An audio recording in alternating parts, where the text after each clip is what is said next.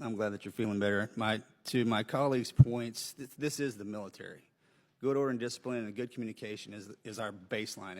It's the profound foundation that we build ourselves off of. And I know through your 40 years in the military, you've obviously had to relieve somebody of command. You've had to remove people from leadership positions. I think is that a fair statement? Yes, sir. And you've mentioned a few times that an individual that would be in your circumstances that are sick and put into and taken to the hospital. I've had that happen in the commands that I've served in. And what the leadership did at any given level, leadership would remove that individual from that leadership position. Number one, for the well-being, but number two, for the continuity of force, in case you need to be forward deployed, in case communication has to go by, with, and through you, sir.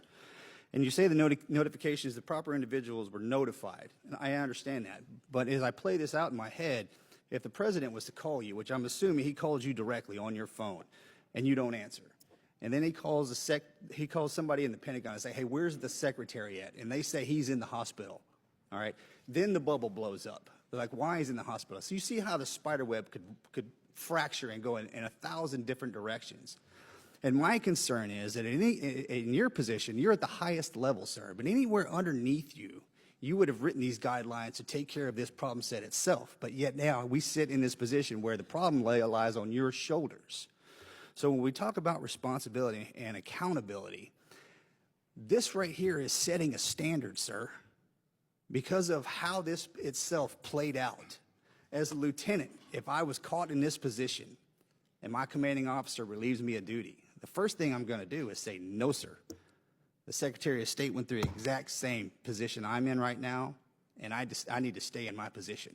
And now there's a leverage point that doesn't need to exist in the military at all. And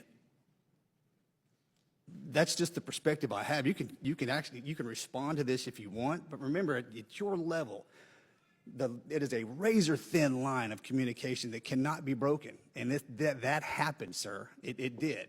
And again, you are setting the precedent for everything down inside our vast organization. Gentleman's time.